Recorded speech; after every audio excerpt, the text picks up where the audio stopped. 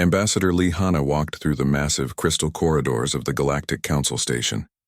The walls stretched higher than any building on Earth, glowing with soft blue light that seemed to come from nowhere. She had been traveling for 3 months to reach this place, the center of galactic civilization. Her boots clicked against the smooth floor as she approached the great chamber doors. Behind her walked Colonel Park Ji-ho, his military uniform looking strange and out of place in this peaceful building. The other species they passed in the hallways looked at his uniform with obvious disgust. "Remember," Hanna whispered to Ji-ho, "they think soldiers are primitive. Try not to mention weapons or war." The doors opened without sound, revealing a vast circular room. 12 different alien species sat in a perfect circle, each in their own special chair designed for their unique bodies. The Vorthak representative looked like living crystal, tall and sharp. The Meloi were soft and round, floating in tanks of pink liquid. The Zereth had too many arms and eyes that glowed green. "Welcome, humans," said the Vorthak in a voice like breaking glass. "I am Council Speaker Zethtar. We have been waiting to meet your species." Hanna bowed slightly. "Thank you for this opportunity. I am Ambassador Lee Hanna, representing Earth and all humanity." The Meloi speaker bubbled in their tank. "Your species is young. Only recently have you achieved faster than light travel. Most species take much longer to develop such technology." "We are quick learners," Hanna replied. A creature that looked like a giant insect clicked its mandibles. "Yes, we have studied your history. Very violent. You wage war constantly. How barbaric." Ji-ho's jaw tightened, but he stayed silent. Hanna felt the tension in the room growing. "That is our past," she said carefully. "We hope to learn from more advanced civilizations like yours." The Vorthak's crystal body flashed brighter. "Good. You must understand that war is obsolete. We have maintained perfect peace for over 300 years. No conflicts, no battles, no death by violence." "How do you solve disagreements?" Hanna asked. "Through discussion, economic pressure, and isolation," explained a tall, thin alien with purple skin. "If a species refuses to cooperate, we simply cut off all trade and contact until they change their minds. And this always works?" "Always. Violence is the tool of primitive minds. Civilized beings use words, not weapons." Ji-ho couldn't stay quiet any longer. "What if someone attacks you? What if they don't want to talk?" The entire chamber fell silent. The aliens looked at Ji-ho as if he had suggested eating their children. "Attack?" The insect creature's voice was full of horror. "No civilized species would attack another. Such behavior is impossible among advanced beings." "But what if—" Hanna grabbed Ji-ho's arm. "What the Colonel means is, we want to understand your peaceful methods better." The Vorthak speaker made a sound like wind chimes. "You humans think like warriors because you are still young. In time, you will see that peace is the only way." Over the next several hours, the Council explained their system.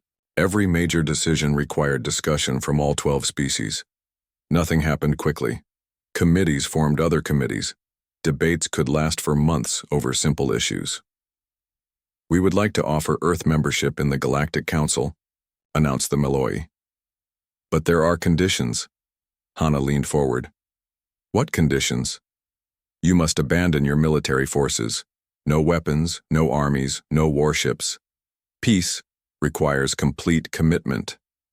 Ji-ho started to object, but Hanna silenced him with a look. "That is a significant request," she said. "Our military protects us from dangers." "What dangers?" asked the purple alien. "In civilized space, there are no dangers that require violence. Pirates? Criminals? We have peacekeeping forces for minor law enforcement. They use stunning weapons. And containment fields, no one dies." The insect clicked again. "Your species has potential, but you must choose. Civilization or barbarism. Peace or war. You cannot have both." Hanna looked around the chamber at the 12 species. They all looked so confident, so sure that their way was the only way. They had forgotten what it meant to fight. What it meant to be ready for real danger. "We need time to consider your offer," she said. Of course, take all the time you need, but remember, humanity's future lies with us. Out here, among the stars, there is only one way to survive. Later, in their guest quarters, Jiho paced back and forth.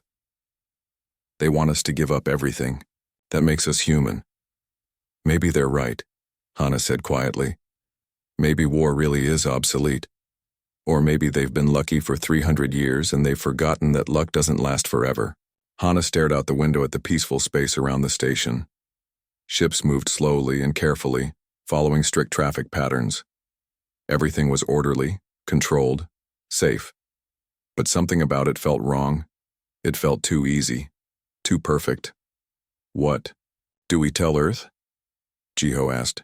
We tell them the truth. The galaxy has forgotten how to fight. I just hope that doesn't become a problem. Neither of them knew that in the dark space between galaxies, something was already moving toward them. Something that had never learned the meaning of peace. Admiral Kim Dae-ho was drinking his morning coffee when the emergency alarms began screaming through the council station. The sound hurt his ears as he ran toward the command center, his boots slipping on the smooth crystal floors. The main display showed a map of the galaxy with dozens of red warning lights blinking at the outer edge. Each red light meant a colony or space station had stopped sending signals. What's happening? Kim asked the Vorthak controller, whose crystal body was flashing rapidly with stress. We don't know. 17 colonies have gone silent in the past 6 hours. No distress calls, no emergency signals. They just stopped. Dr. Choi Minji looked up from her datapad, her face pale. Admiral, I'm reading the energy signatures from the last transmissions. This doesn't look like equipment failure. The chamber doors burst open as Ambassador Hana rushed in with Colonel Park Jiho. Even though Earth was still only a junior member of the Council, the alien species had started asking for human advice more often. Show us what you have, Hana said. The main screen changed to show the last transmission from Kepler Station, a mining colony with 50,000 people. The image was shaky and filled with static, but they could see explosions in the background. A terrified human voice came through the speakers. This is Kepler Station calling for help. They're everywhere. Giant ships bigger than anything we've ever seen. They're not trying to talk to us, they're just... Oh God, they're taking everything apart. The transmission cut to black. Silence filled the command center. The alien controllers looked at each other with confusion and fear. They had never seen anything like this. Pirates? Suggested the Malloy representative, her voice bubbling nervously in her tank. No pirate force could hit 17 targets at once, Kim said. This is organized. Military. A new alarm sounded. More red lights appeared on the galaxy map. The unknown attackers were moving fast, hitting multiple systems at the same time. We need to send our peacekeeping fleet, declared the insect-like Zareth. They can handle any law enforcement problem. Dr. Choi shook her head. This isn't a law enforcement problem. Look at these energy readings. Whatever destroyed Kepler Station was using weapons we've never seen before.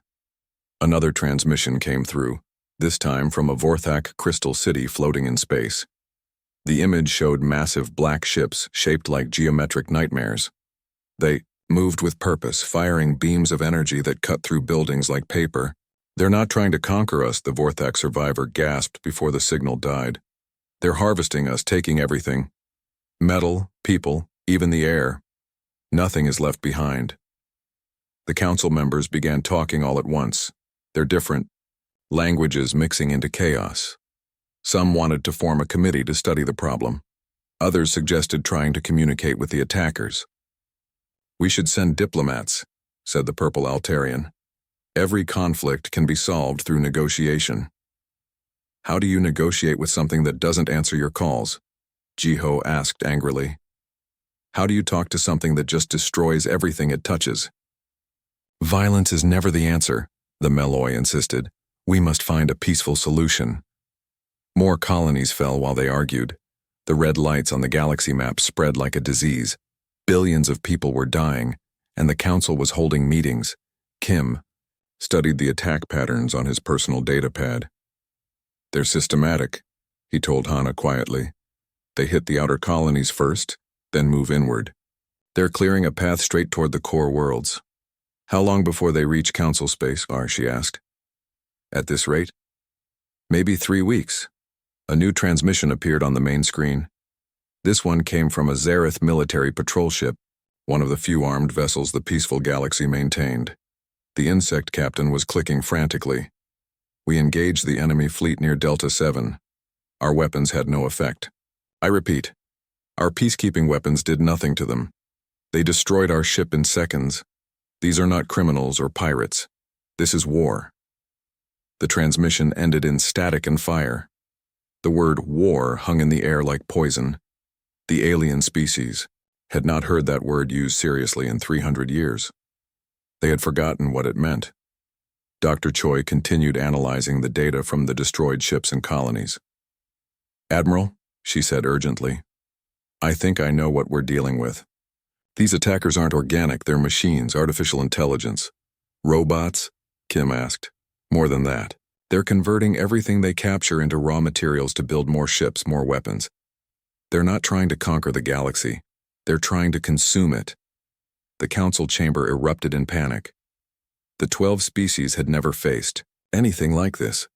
Their entire civilization was built on the idea that reasonable beings could always find peaceful solutions. We need to evacuate the outer systems, Hana suggested. No, said the Vorthak speaker. We need to try communication. First, set up a meeting. They've destroyed 37 colonies in 12 hours, Kim said loudly. They're not interested in meetings. Then what do you suggest? The Altarian asked desperately. Kim looked at Hana, then at Jiho. The 3 humans exchanged glances that said everything. We fight, Kim said simply. The aliens stared at him in horror, as if he had suggested eating their young. But outside the station, in the cold darkness of space, more red lights were appearing on the galaxy map. General Yoon Seojin stood in front of the emergency council meeting, looking at 12 terrified alien faces. In the past week, 63 colonies had been destroyed by the machines they now called harvesters. The aliens' peaceful methods had failed completely. You want us to do what? The Altarian representative's purple skin had turned almost white with shock. Fight, Yoon said simply. We need to coordinate a real military response. That means giving humanity full authority over all defensive operations.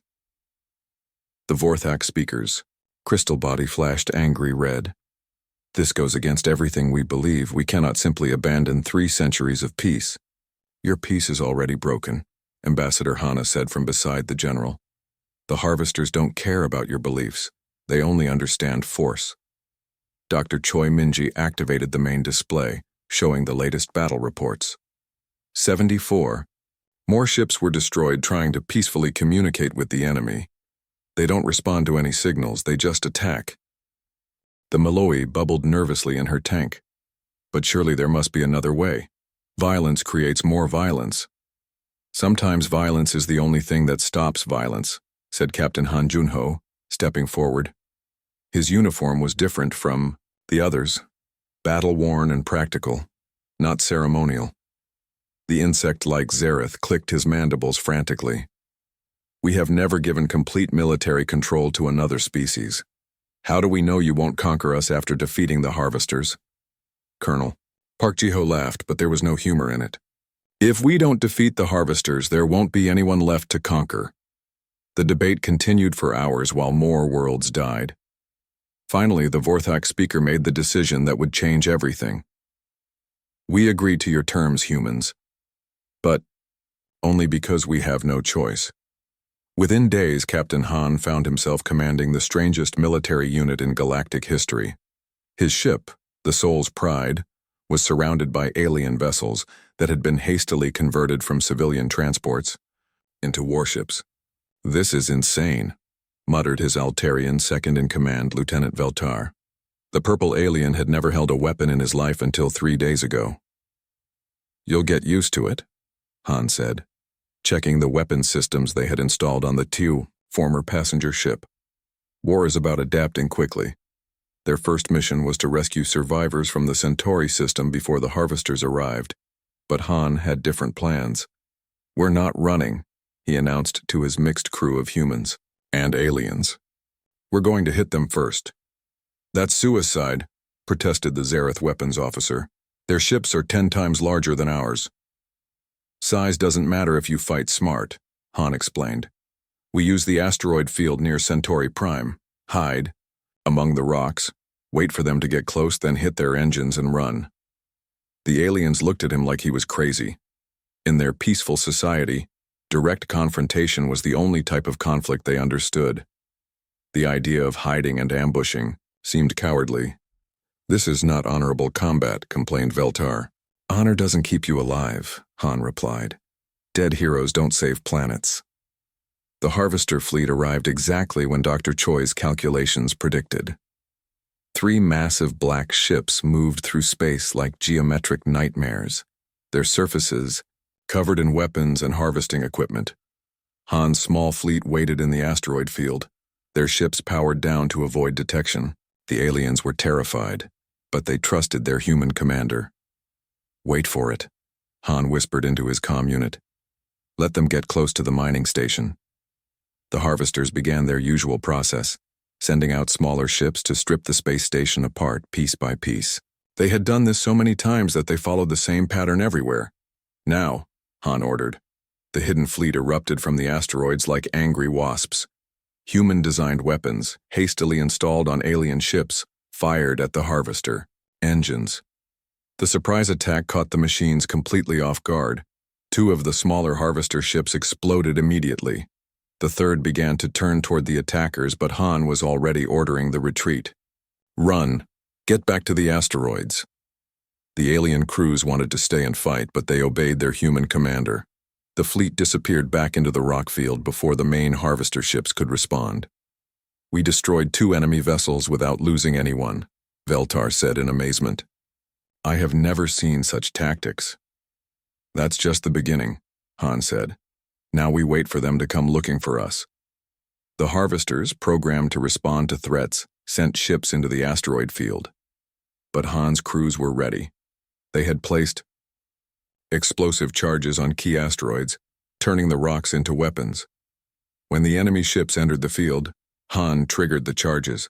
The explosion sent massive rocks flying at the Harvesters like bullets from a giant gun.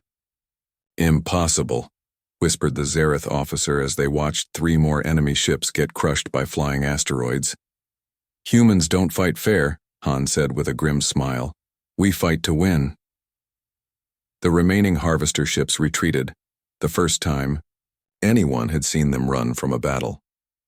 News of the victory spread quickly through the surviving colonies. For the first time since the attacks began, the galaxy had hope. But in the command center, General Yoon was already planning the next phase.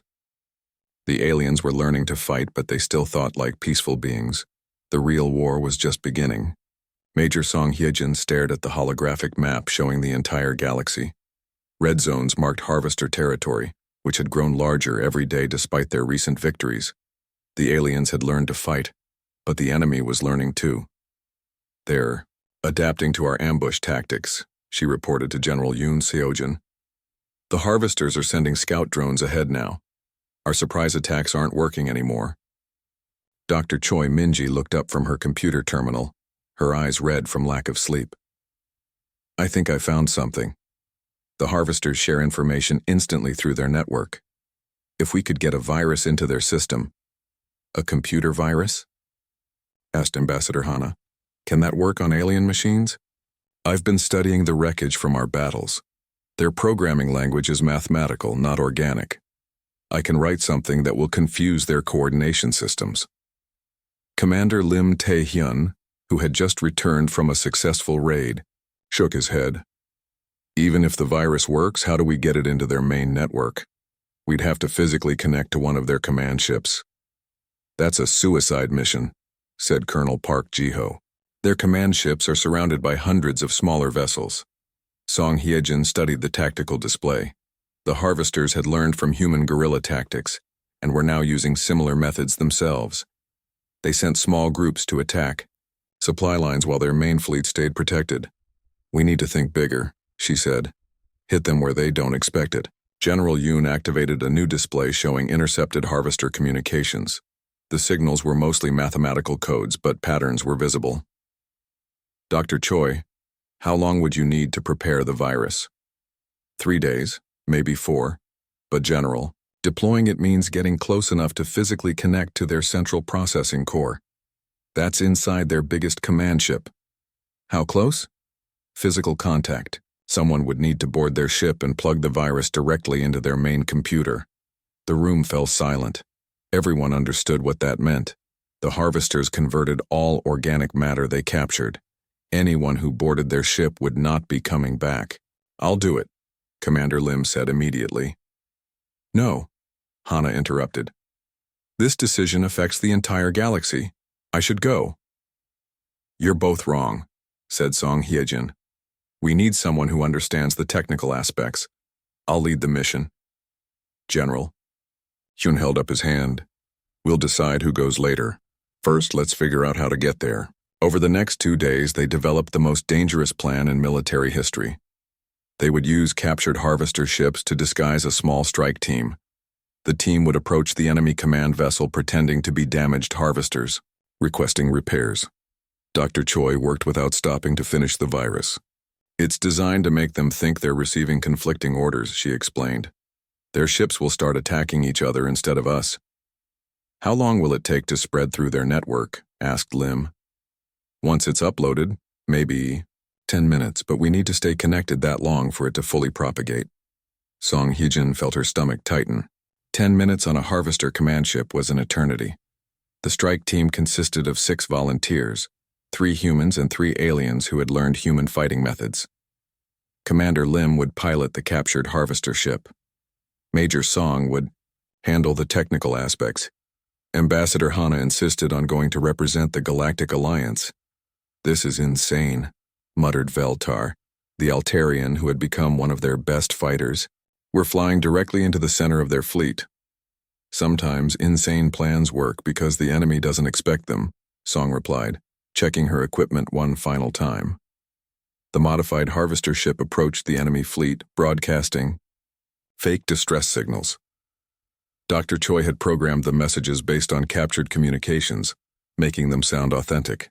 Multiple damage reports, Lim said, reading from the script, requesting immediate repair assistance. The massive harvester command ship was like a floating city made of black metal and glowing circuits. Smaller vessels swarmed around it like insects around a nest. They're responding, reported the ship's communications officer. They're giving us docking instructions. Song's hands were shaking as she prepared the virus upload device. One mistake and they would all die for nothing. The captured ship docked with the command vessel. Immediately, mechanical arms began scanning their hull. Song held her breath, hoping their disguise would hold. Scanning complete, came a mechanical voice. Proceed to repair Bay 7. They walked through corridors filled with the converted remains of destroyed worlds. Pieces of alien technology had been rebuilt into harvester components. Song saw fragments that might have once been homes, schools, hospitals. There, Hana whispered, pointing to a massive computer core in the center of the ship. Song connected her device and began the upload. Progress bars moved slowly across her screen while alarms started sounding throughout the ship. They've detected us, Lim said, raising his weapon as mechanical defenders approached. I need more time, Song shouted over the noise of battle. Copy. Virus upload reached 90% as harvester soldiers closed in. Song felt laser fire pass over her head. Upload complete, she yelled. The effect was immediate. The harvester ship's lights began flashing in confusion. Through the viewports they could see other ships in the fleet turning their weapons on each other. Run, Hana shouted. But as they reached their escape ship, Song realized the truth. They had succeeded, but the cost was everything.